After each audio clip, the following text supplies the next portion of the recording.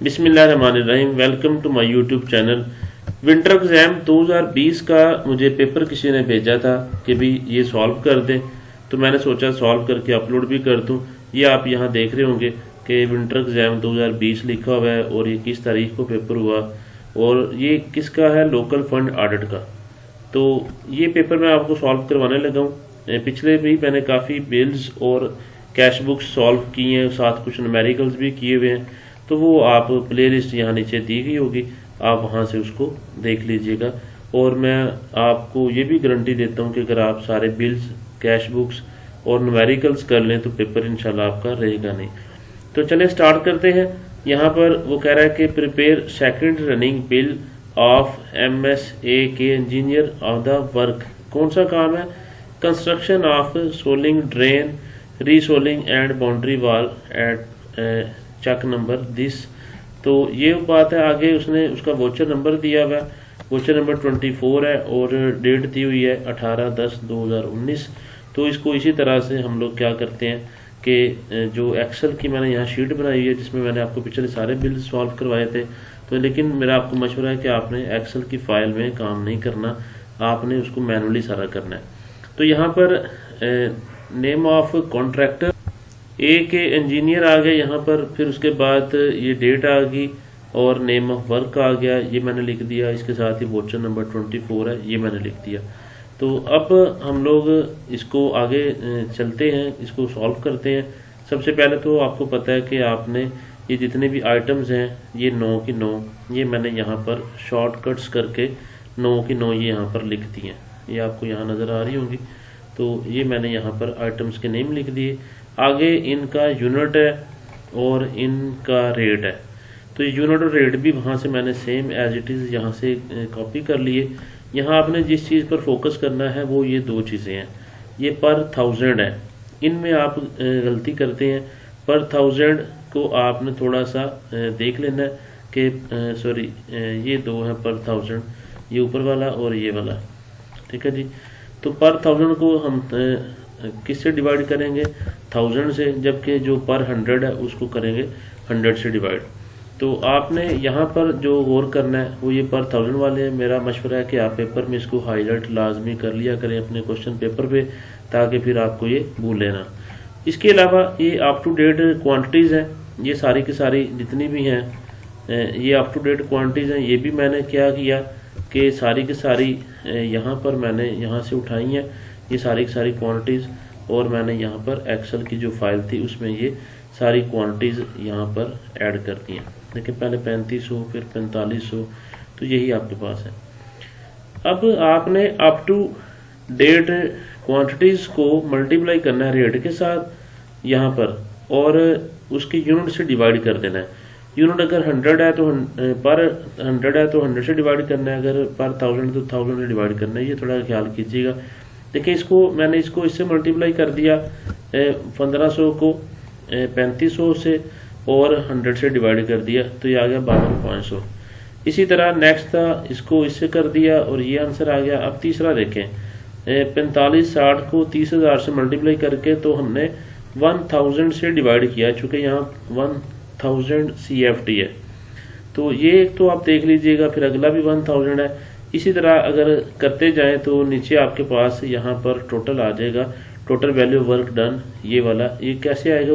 इन सब को जमा करने से, यहाँ से लेके यहाँ तक अगर मैं सम करूँ तो मेरे पास ये आ जाएगा। अब ये तो बात होगी, यहाँ तक आसान काम था। आगे था paid quantities in the last bill, यानी कि अब वो 3500 का बिल बना रहा था, 1500 क्वांटिटीज वो पहले ले चुका है, यानी अब जो उसका बिल है एक्चुअली 2000 क्वांटिटीज का है। इसी तरह यहाँ पर भी 4500 अप टू डेट क्वांटिटीज है, 2000 का बिल वो पहले ले चुका है 2000 क्वांटिटीज का।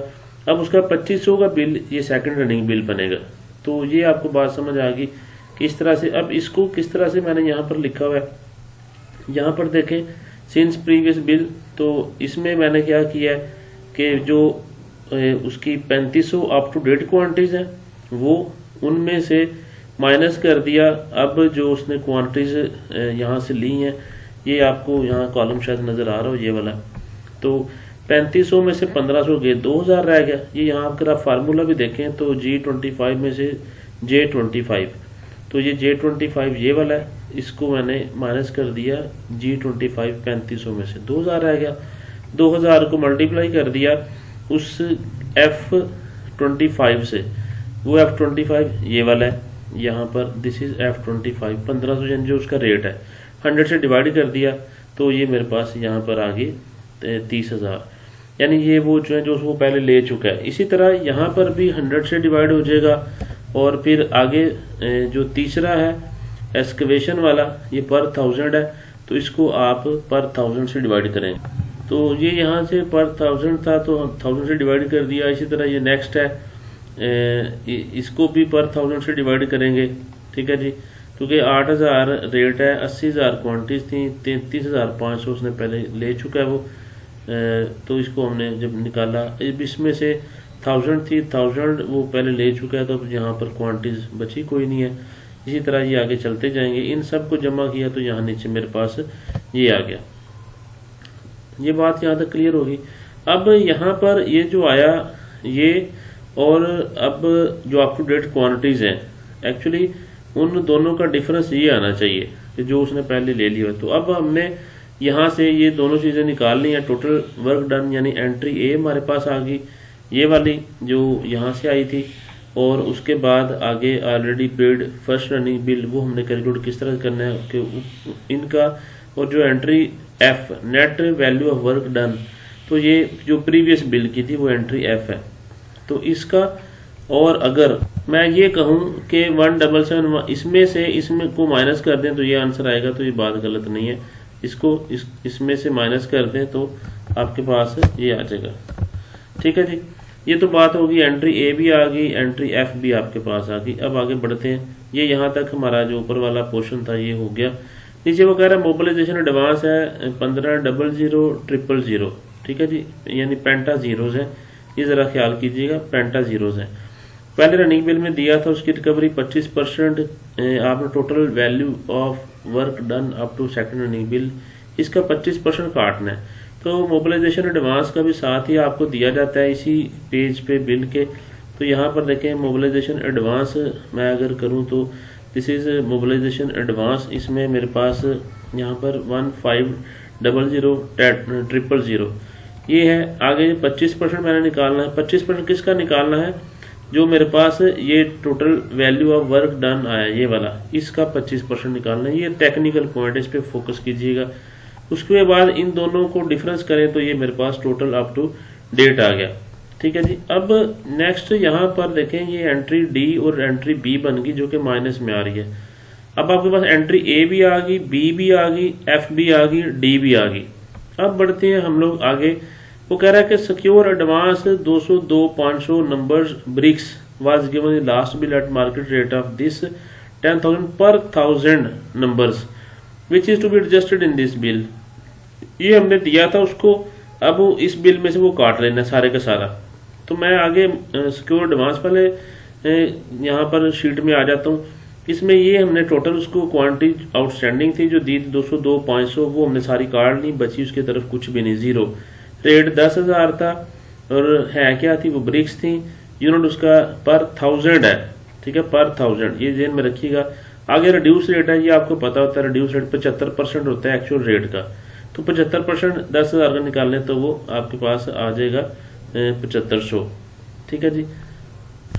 उसके बाद ये आपकी दूसरी एंट्री भी होगी, तीसरी पे आ जाए। Secure advance against 3,00,000,000 number bricks is to be given in this bill at market rate of this 10,500 पर 1000 नंबर्स। ये आपने उसको देना है सिक्योर एडवांस। अब उसका यहाँ पर आपने एंट्री करनी है। तो सिक्योर एडवांस अब यहाँ पर आ गया 3,00,000,000। ये जो उसका जो क्वांटिटी है, यानी कि अब जो हम उसको दे दी, पहले वाली हमने काट ली थी, जीरो बच गया था, अब ये दी तो इतना ही उसकी तरफ अभी पेंडिंग है। तो ये यहाँ पर फुल रेट आ गया 10,500, और ये है क्या, ये भी ब्रिक्स ही है। तो उसका जो रेट है वो नंबर पर 1000 है। तो यहाँ पर भी मैं कहूँ रिड्यूस रेट आ गया 75% है इस एक्चुअल रेट का। अब इसका जो up to date amount of advance है ये आ गई। ये किस तरह से आएगी कि जो क्वांटिटीज हैं उसको जो रिड्यूस रेट है ये 78-75 को आप, ये 3 लाख क्वांटिटीज है, मल्टीप्लाई करेंगे, 1000 से डिवाइड कर देंगे। तो ये देखें यहाँ पर अगर आपको नज़र आ रहा हो G13 मल्टीप्लाई B13, तो B13 ये है और G13 ये रेट है, 1000 से डिवाइड कर दिया। तो ये एक्चुअली एंट्री C बन गई है। अब ये तो C बनी है अब वाली। प्रीवियस C कौन सी थी? प्रीवियस C ये थी जो आपने 200, 500 उसको दिए थे 7500 के हिसाब से। अगर उसको हम लोग निकालें तो वो ये देखें ये नीचे यहाँ पर आ जाएगी G12 ज़रब A12। तो G12 यानी 78-75 ये उसका रेट था, सॉरी 7500 उसका रेट था और उसकी क्वांटिटी थी 200, 2, 500, यानी कि ये यहाँ पर आपके पास जो प्रीवियस C है वो कैलकुलेट हो जाएगी। तो ये 200, 2, 500 को 7500 से मल्टीप्लाई करेंगे तो ये प्रीवियस C आ गई। अब इन दोनों का जो डिफरेंस है, जो डिडक्शंस प्रीवियस C में से माइनस किया तो आपके पास ये एंट्री E आ गई। तो net amount since previous bill in words E, ये वर्ड्स में और फिगर्स में भी कहीं लिखने को कहे तो आपने लिख देनी है। ये आपके पास एंट्री अब A भी आ गई, B भी, C भी, D भी, E भी और F भी। ये सारी एंट्रीज अब आपके पास हो चुकी हैं। अब हम लोग अपने बिल के एंड पे चलते हैं। यहाँ वगैरह है सिक्योरिटी डिपॉजिट 10%, इनकम टैक्स 7%। इससे पहले आपने कुछ थोड़ा सा मेमोरेंडम का काम करना होता है। मेमोरेंडम वाला ये मैंने अगले नेक्स्ट शीट बनाई हुई है मेमोरेंडम की। इसमें सिर्फ एंट्रीज करनी है। एंट्री A जो आई थी वो यहाँ लिख दी, एंट्री B जो आई थी माइनस में थी वो यहाँ लिख दी, उसके बाद एंट्री C जो थी वो यहाँ नीचे लिख दी। इन तीनों को जब जमा किया तो वो यहाँ पर आपके पास टोटल आइटम 1, 2, 3 जमा करने के बाद आ गया। उसके बाद यहाँ विद हेल्ड है, कोई नहीं, विद हेल्ड का अलग मेरा कॉन्सेप्ट है, वो समझ लीजिएगा। अगर तो वो कहे कि विद हेल्ड अमाउंट करनी है कॉन्ट्रैक्टर से, फिर आप माइनस कर देंगे। अगर वो कहे कि विद हेल्ड अमाउंट रिलीज करनी है तो फिर आप उसको यहाँ प्लस कर देंगे। उसके बाद फिर ये एंट्री K आ जाएगी। अब एंट्री K के बाद आपने कुछ जो ऑलरेडी पेमेंट्स उसको की हुई हैं, वो 3 पेमेंट्स हैं जो कि आपने उसको की हुई हैं। एक तो सबसे पहली बात है कि आपने मोबिलाइजेशन एडवांस जो 15,00,000 एक ये वाला था, ये आपने जमा कर लेना है। और ऑलरेडी पेड जो था ये आपने जमा कर लेना है। 2 चीजें होगी। और तीसरा ये प्रीवियस C, ये 3 चीजों को जमा करके, 3 आइटम्स को जमा करके आपने यहाँ पर लिख दिया। तो ये आ गया 8285,140। अब आपने क्या करना है, K में से इसको डिडक्शन करनी है। तो आपके पास ये आ गया 88,67,143। तो यहाँ से ये कुछ मैंने इसको थोड़ा सा राउंड किया हुआ शुरू से ही। अब ये तो बात यहाँ तक आ गई कि आपने सिर्फ एंट्रीज रखी हैं और यहाँ पर जो टोटल पेमेंट्स 3 थी वो आपने यहाँ जमा करके उसको K में से माइनस किया है। ये टोटल आपके पास आ गया 88,67,143। अब हमारी जो लास्ट एंट्री है वो यहाँ पर ये है कि 10% आपने सिक्योरिटी डिडक्ट करनी है और 7% इनकम टैक्स करना है। अब ये किस किस का 10% है, किसका 7.5% है, ये टेक्निकल पॉइंट है, इसको जरा समझ लीजिएगा। कि जब वो कहे कि आपने टैक्स काटना है 7.5%, तो 7.5% आपने किस चीज का लेना है? 7.5% आपने इस अमाउंट का लेना है टैक्स आपने, चूंकि ये आपने उसको पे करनी है तो ये इनकम टैक्स है, इस वजह से ये इस अमाउंट का 7.5% लिया तो 665036 आ गया। इसी तरह अब उसने कहा कि 10% आपने लेना है। 10% आपने किस चीज का लेना है? 10% आपने जो आपके पास एंट्री F आई थी इसका 10% लेना है। एंट्री F का 10% आप लेंगे तो ये आपके पास 2 अमाउंट्स आ जाएंगी। इन 2 वैल्यूज को जमा करेंगे तो 19, 10, 3, 68 ये आ गया। इस टोटल में से इस 19, 10, 3, 68 को माइनस करेंगे तो आपके पास by cheque to contractor amount आ जाएगी जो आपने पे करनी है। यही आपका आंसर है और यही आपको यहाँ वर्ड्स में भी लिखना पड़ता है, फिगर में तो यहाँ आ गया। तो ये आपका क्वेश्चन था, ये लोकल फंड ऑडिट का, जो कि मैंने आपको बिल करवा दिया। तो इसके अलावा भी किसी को कोई डिमांड हो तो वो कमेंट ज़रूर करें, इंशाल्लाह उसको ज़रूर फुलफिल किया जाएगा। इसके अलावा भी कोई आपका क्वेश्चन है तो आप पब्लिक वर्क के हवाले से वो पूछ सकते हैं। वीडियो अच्छी लगी हो लाइक ज़रूर करें, कमेंट भी करें अगर कोई है, और चैनल को प्लीज़ सब्सक्राइब भी ज़रूर करें। Thank you so much.